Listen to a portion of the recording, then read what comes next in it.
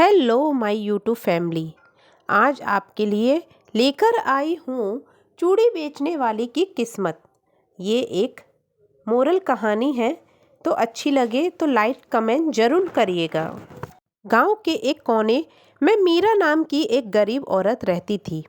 उसके 5 छोटे छोटे बच्चे थे, जिसका पेट भरने के लिए वह रोज़ गांव-गांव घूमकर चूड़ियाँ बेचा करती थी। उसका पति सालों पहले एक बीमारी में चल बसा था और तब से वही अपने बच्चों के लिए माँ भी थी और पिता भी थी। मीरा दिन भर धूप में घूमती, लोगों से मिन्नतें करती कि वे उसकी चूड़ियाँ खरीद लें, लेकिन कभी कभी पूरा दिन बीत जाता और एक भी चूड़ी नहीं बिकती थी। वह बहुत दुखी रहती थी, लेकिन अपने बच्चों के लिए उसने कभी हार नहीं मानी।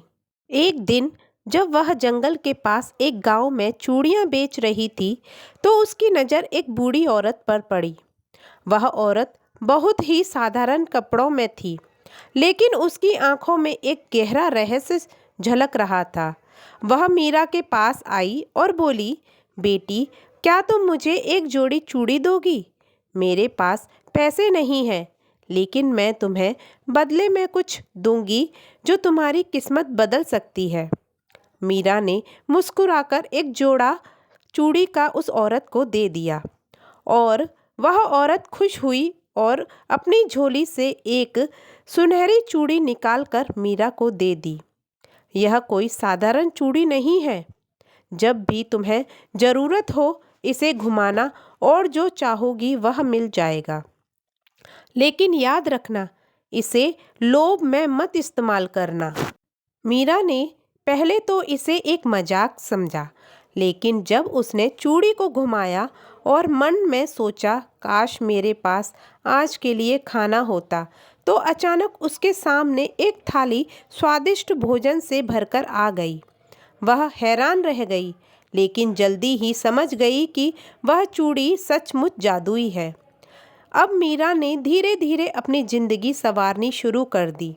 उसने चूड़ी से ज़रूरत भर का धन मांगा और एक छोटी सी दुकान खोल ली।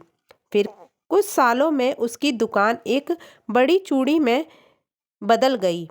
अब उसे गांव-गांव घूमकर चूड़ियाँ बेचने की ज़रूरत नहीं थी। उसने अपने बच्चों को अच्छे स्कूल में भेजा और उसकी ज़िंदगी खुशहाल हो गई। मीरा ने कभी चूड़ी का गलत इस्तेमाल नहीं किया। वह ज़रूरत से ज़्यादा नहीं धन मांगती थी और मेहनत करना नहीं छोड़ा था उसने। कुछ सालों बाद जब उसके बच्चे बड़े हो गए और खुद कमाने लगे, तो उसने चूड़ी को उसी बूढ़ी औरत की तलाश में जंगल में छोड़ दिया, ताकि वह किसी और ज़रूरतमंद की मदद कर सके।